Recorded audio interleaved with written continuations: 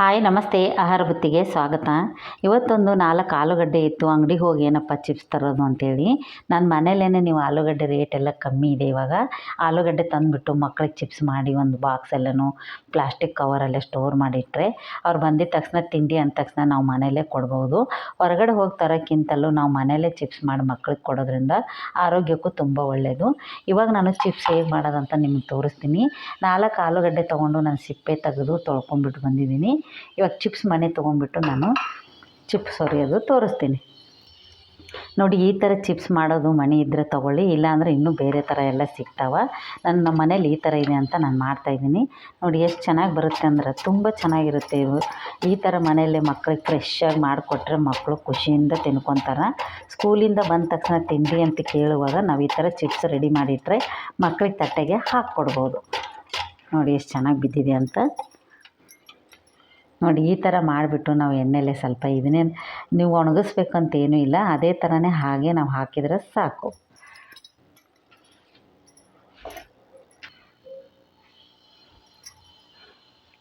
ನೋಡಿ ಈ ಥರ ಚಿಪ್ಸ್ ಮನೆಯಲ್ಲಿ ಇಷ್ಟು ಚೆನ್ನಾಗಿ ಬರುತ್ತೆ. ಇದನ್ನು ನಾವು ಇವಾಗ ತಕ್ಷಣ ನೀವು ಬೇಕಂದ್ರೆ ಒಂದು ಕಾಟನ್ ಬಟ್ಟೆ ಮೇಲೆ ಹಾಕಿ ನೀಟ್ ಯಾವ ಎಲ್ಲ ಹೋಗಿಸಿ ಮಾಡ್ಬೋದು. ಹಾಗೆ ಹಾಕಿದರೂ ಏನೂ ಆಗೋಲ್ಲ. ಫಸ್ಟೇ ನೀವು ಆಲೂಗಡ್ಡೆ ತೊಳೆದ್ಬಿಟ್ಟು ನೀಟಾಗಿ ಇಟ್ಕೊಂಡ್ಬಿಟ್ಟು ನೀವು ಈ ಥರ ಚಿಪ್ಸ್ಗಳು ಮಾಡೋದ್ರಿಂದ ನೀವು ತುಂಬ ಚೆನ್ನಾಗಿರುತ್ತೆ. ನೋಡಿ 4 ಆಲೂಗಡ್ಡೆಯಲ್ಲಿ ನಾನು ಎಷ್ಟೊಂದು ಆಗಿದ್ದಾವೆ. ಇವಾಗ ಎಣ್ಣೆ ಕಾಯ್ಸೋಕ್ಕಿಟ್ಟಿದ್ದೀನಿ, ನಾನು ಹಾಕಿಬಿಟ್ಟು ತೋರಿಸ್ತೀನಿ ಬನ್ನಿ. ನೋಡಿ ಇವಾಗ ಎಣ್ಣೆ ಕಾಯ್ದಿದೆ, ನಾನು ಒಂದೊಂದಾಗಿ ಹಾಕ್ತಾಯಿದ್ದೀನಿ. ಎಷ್ಟು ಚೆನ್ನಾಗಿ ಬರುತ್ತೆ ಅಂದ್ರೆ ಮನೆಯಲ್ಲೇ ನೀವು ಚಿಪ್ಸ್ ಮಾಡಿದ್ರೆ ತುಂಬ ಚೆನ್ನಾಗಿರುತ್ತೆ. ಮಕ್ಕಳಿಗೆ ಈ ಥರ ಡೈಲಿ ಮನೆಯಲ್ಲೇ ಫ್ರೆಶ್ಶಾಗಿ ಮಾಡಿಕೊಟ್ರೆ ಮಕ್ಕಳು ಖುಷಿಯಿಂದ ತಿನ್ಕೊತಾರೆ. ನೋಡಿ ನಾನಿವಾಗ ಒಂದೇ ಒಂದು ನಿಮಿಷ ಬಿಡೋಣ. ಜಾಸ್ತಿ ಉರಿ ಇಟ್ಬಿಟ್ಟು ನೀವು ಇದು ಮಾಡಬೇಡ್ರಿ. ಫಸ್ಟಾಗಿ ಕಾಯಿಸ್ಬಿಟ್ಟು ಎಣ್ಣೆ, ಆಮೇಲೆ ಸ್ವಲ್ಪ ಸ್ಲೋ ಇಟ್ಟು ನಾವು ಇದನ್ನು ಚಿಪ್ಸು ತೆಗೆಯೋಣ.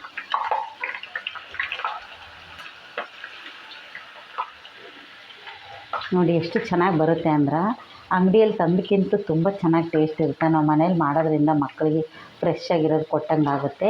ಈ ಥರ ನೀವು ಮಕ್ಕಳು ಸ್ಕೂಲ್ಗೆ ಹೋದಾಗ ಆರಾಮಾಗಿ ಆಲೂಗಡ್ಡೆ ಮನೇಲಿದ್ದರೆ ಈ ಥರ ಮಾಡಿ ಮಕ್ಕಳಿಗೆ ಕೊಡ್ಬೋದು. ನೋಡಿ ಇವಾಗ ರೆಡಿಯಾಗಿದೆ, ನಾನು ತಟ್ಟೆಗೆ ತೆಗಿತಾಯಿದ್ದೀನಿ. ಎಷ್ಟು ಚೆನ್ನಾಗಿರುತ್ತೆ ಅಂದರೆ ಸೂಪರಾಗಿರುತ್ತೆ. ಇದಕ್ಕೆ ಉಪ್ಪು ಖಾರ ಹಚ್ಚಿ ಮಕ್ಕಳಿಗೆ ಕೊಟ್ಟರೆ ಮಾತ್ರ ತುಂಬ ಚೆನ್ನಾಗಿ ತಿನ್ಕೊತಾರೆ. ಇವಾಗ ನಾನು ಮತ್ತೆ ಇನ್ನೊಂದು ಟ್ರಿಪ್ಪು ಇದಕ್ಕೆ ಹಾಕಿಬಿಟ್ಟು ನಿಮಗೆ ತೋರುತ್ತೆ. ನೋಡಿ ಎಷ್ಟು ಚೆನ್ನಾಗಿ ಬಂದಿದ್ದಾವೆ ಅಂತ ನಿಮಗೆ ಗೊತ್ತಾಗುತ್ತೆ.